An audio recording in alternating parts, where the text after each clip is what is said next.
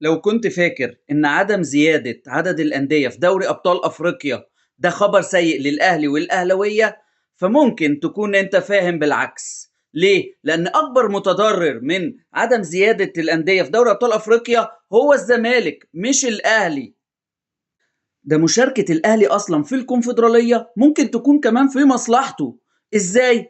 تعالوا أفهمكم. اولا بنسبه كبيره كده خلاص مفيش زياده عدد الانديه في دوري ابطال افريقيا، لان اغلب الانديه المشاركه في البطوله رفضت المقترح بزياده عدد الانديه في البطوله.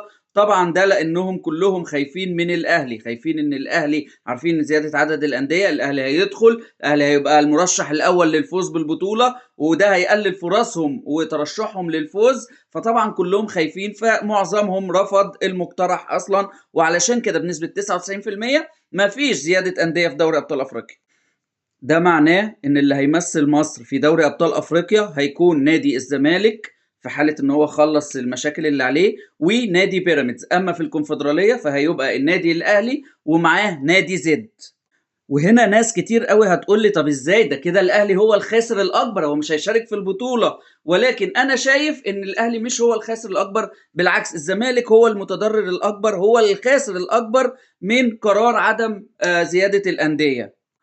ولو كان القرار ده اتاخد فعلا والانديه زادت، ده كان هيبقى في مصلحه الزمالك اكتر، والزمالك كان هيستفيد من القرار ده اكتر. طب ازاي؟ كلنا عارفين ان الزمالك من السنين اللي فاتت كلها، يعني كذا سنه فاتت، هو في 2020 مثلا وصل للنهائي، في 2021 و22 وصل دوري ابطال افريقيا، ولكنه خرج من دور المجموعات يعني بهزايم متتاليه بره وجوه، وكان حصلت المجموعه من اول بقى 2023 و24 و25 و26 ما شاركش في دوري ابطال افريقيا خالص.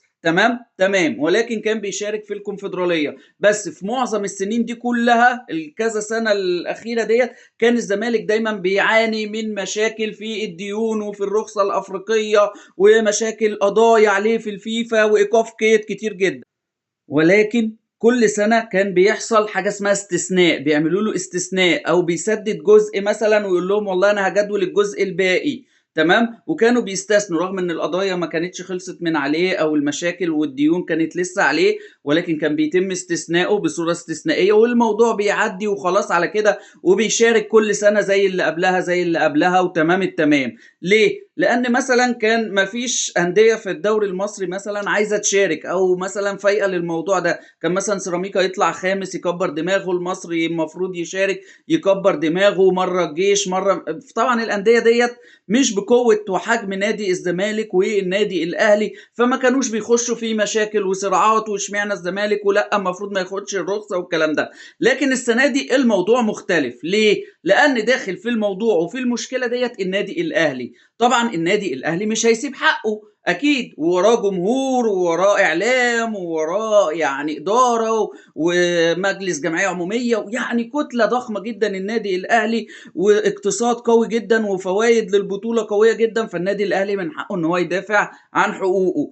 فعلشان كده السنه دي المشكله كبرت، والمشكله كلنا سمعنا عنها، والمشكله تفاقمت وكل الناس بتتكلم عليها. كانت السنين اللي فاتت محدش بيتكلم، خلاص يا جماعه الزمالك عليه ديون، ماشي اوكي استثناء، يلا السنه الجايه بقى ظبط امورك ماشي. طب هات لنا حاجه كده تحت الحساب واحنا هنمشي لك الدنيا، تمام ماشي، وانجز وخلاص. ما كانش في حد بيطالب بحقه. السنه دي اول مره الاهلي يطالب بحقه، فعلشان كده الاهلي ما شاركش في دوري ابطال افريقيا، فقال لك لا لو الزمالك ما خلصش انا بقى هشارك ماليش دعوه. فعشان كده الموضوع السنه دي واخد حجم كبير جدا، مش زي السنين اللي فاتت اللي كان فيه نفس المشكله ولكن كان بيتم استثناء الزمالك. تخيلوا بقى لو تم زياده عدد الانديه كان ايه اللي هيحصل؟ هل كان مثلا الانديه اللي تحت كانوا هيعملوا برضو مشاكل؟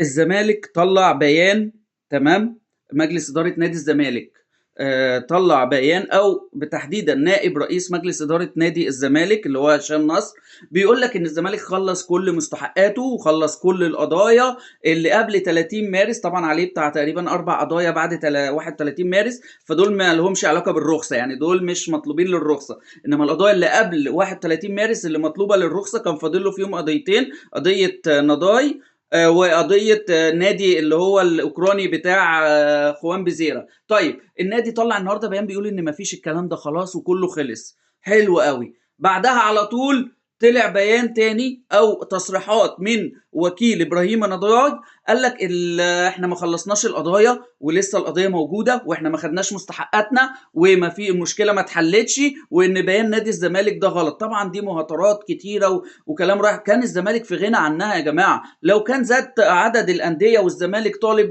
بزياده عدد كان خلاص ريح دماغه، كان الاهلي والزمالك وبيراميدز هيشاركوا والموضوع انتهى. ده ثانيا. ثالثا بقى كمان نادي بتاع الاوكراني برضو قال لك احنا ما خلصناش ولسه ما خدناش فلوسنا والمشكله لسه ما خلصتش. هل الزمالك طيب هل الزمالك دفع مثلا بس لسه الفلوس ما وصلتش، او لسه القضايا ما اتشالتش من على موقع الفيفا؟ هي لسه ما اتشالتش، لسه الفلوس ما وصلتش، لان خميس وجمعه وسبت البنوك اجازه في مصر. طبعا السبت ده اخر ميعاد خلاص للرخصه، اخر ميعاد ان الزمالك يخلص ديونه، اخر ميعاد ان مصر يبعت خلاص الرخص بتاعت الانديه اللي هتشارك. فدلوقتي لو يوم السبت ده عدى، حاجه من اتنين بقى: يا اما الزمالك خلاص هيستبعد من البطوله، يا اما هيمدوا له فتره تاني برضو وايه ويدوا له فرصه تاني زي ايه زي كل سنه، ويحاولوا يعني يمشوا له دنيته. تمام، علشان يحاول يسدد ديونه. فنادي برضو الاوكراني لسه ما خلص. كمان الاتحاد المصري بعت للنادي الاهلي علشان الرخصه، قال له هل انت عليك ضرائب، هل عليك مشاكل مع الكهرباء مع الميه مع اي جهه حكوميه؟ النادي الاهلي رد عليهم قال لهم انا ما عنديش اي مشاكل خالص، بس يا ريت تشوفوا بقى الانديه التانية، اي نادي تاني عليه مشاكل، لان طبعا الزمالك عليه مليارات من الديون للحكومه، كهرباء بقى وضرائب وهلم جره ووزاره الشباب والرياضه والاتحاد الكوره وهكذا. فقال لهم لا، زي ما انتوا بتتاكدوا مني وبتتاكدوا ان انا معليش فلوس، معلش تمشي على الكل، كل الانديه التانية برضو تتاكدوا ان هم معلهمش. طبعا ده في تلميح واضح، لان ديون نادي الزمالك لازم تتسدد قبل ما ياخد الرخصه. فطبعا يعني دخلوا في جدال بقى ومهاترات وصدامات كانوا في غنى عنها يا جماعه، كانوا في غنى عنها، كانوش هيبقوا في الازمات ديت. عندهم كمان ايقاف قيد لمده فترتين، مش هيجيبوا اي لعيبه تاني نهائي الموسم دوت ولا في الفتره ديت ولا في شهر يناير اللي جاي. فكده هيكملوا الموسم باللعيبه اللي عندهم. في دوري ابطال افريقيا جايبين مدرب اجنبي هيدفعوا له بالدولار.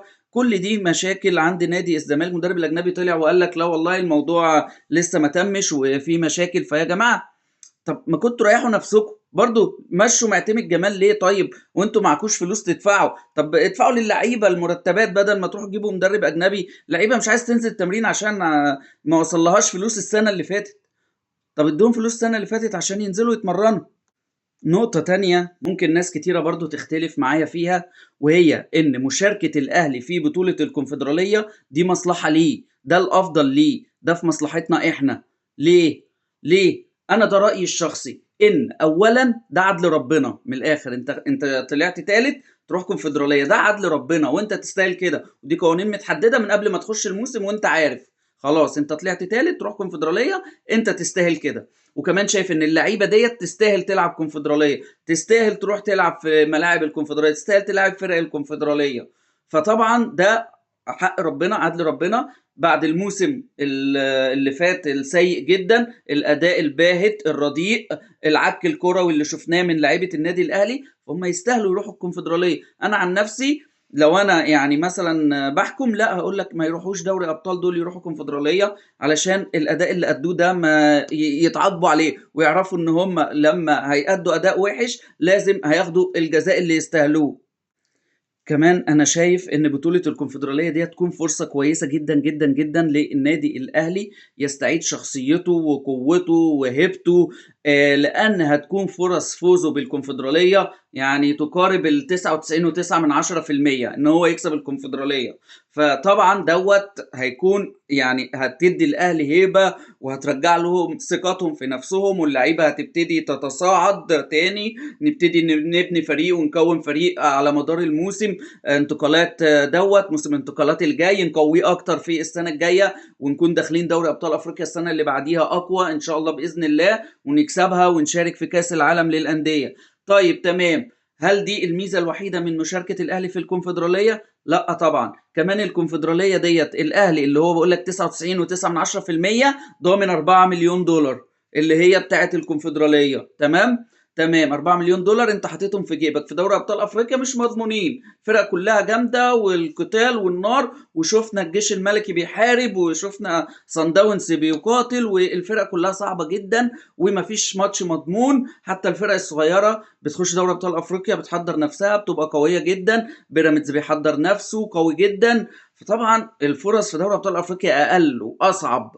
تمام، والمنافسه اقوى، انما في الكونفدراليه انت عندك فرصه اكبر بكتير. 4 مليون دولار في جيبك تكسبها، تطلع تلعب سوبر افريقي، مليون ونص دولار كمان في جيبك، يبقى كده هتكسب 5 مليون ونص دولار. طبعا دول يعتبروا المفروض شبه مضمونين، شبه مضمونين للاهلي. 5.5 ولو ما خدناهمش يبقى ده كده استهبال وهزار يعني، يبقى ما ينفعش بعد كده خلاص يعني، ده يعني انت نزلت المستوى اللي تحت، فكمان ما هتكسبهوش، يبقى لا، يبقى احنا كده بنهرج بقى. تمام. فديت مكاسب مادية، مكاسب فنية، مكاسب بطولة. في نقطة كمان مهمة جدا، انت لما تكسب بطولة الكونفدرالية ديت هتاخد نقط فين؟ في تصنيف الاتحاد الافريقي للاندية. تصنيف الاتحاد الافريقي في الاندية ده ايه لازمته؟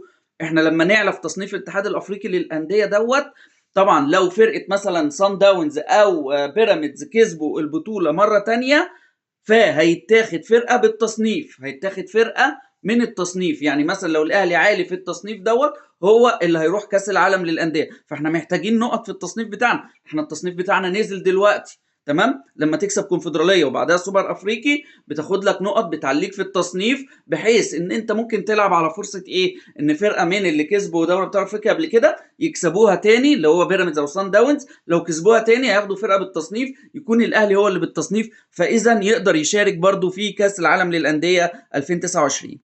ده طبعا كان رأيي في الموضوع كله، ولكن الرأي النهائي أو القرار النهائي في موضوع زيادة عدد الأندية هيتحدد يوم الأحد اللي جاي في اجتماع المكتب التنفيذي للاتحاد الأفريقي. ما قدامناش حاجة غير إن احنا ننتظر القرار، ولكن أتمنى الزمالك يفكر شوية في مصلحته وفي مصلحة الكرة المصرية، وإن هو يوافق على القرار دوت، هيخدمه في المرات اللي جاية. أنت دلوقتي السنة اللي فاتت ما شاركتش عشان كنت تالت، اللي قبلها ما شاركتش عشان كنت تالت، اللي قبلها ما شاركتش عشان كنت تالت. طيب انت كسبت الدوري السنه دي، طب هتعمل ايه السنه الجايه؟ السنه اللي هو الموسم اللي جاي ده انت ممكن تطلع تالت، القرار ده هينفعك. السنه اللي بعدها ممكن تطلع تالت، القرار ده هينفعك. فكروا في مصلحتكم، فكروا لقدام. تمام، مش هو عناد دلوقتي. طبعا هو يقول لك لا انا دلوقتي الاهلي يخرج والسنه الجايه بقى نزود بقى عدد الانديه لما انا بقى اطلع تالت. طب وليه؟ طب ما انت دلوقتي معاك الاهلي، هتقف قدام الاهلي دلوقتي، الاهلي هيقف قدامك بعدين. طب وليه؟ ما هي مصلحتك ومصلحته واحده دلوقتي، ما احنا الاثنين مصلحتنا واحده، بالعكس انت مستفيد اكتر، انت المستفيد الاكبر. فندعم القرار وان شاء الله باذن الله.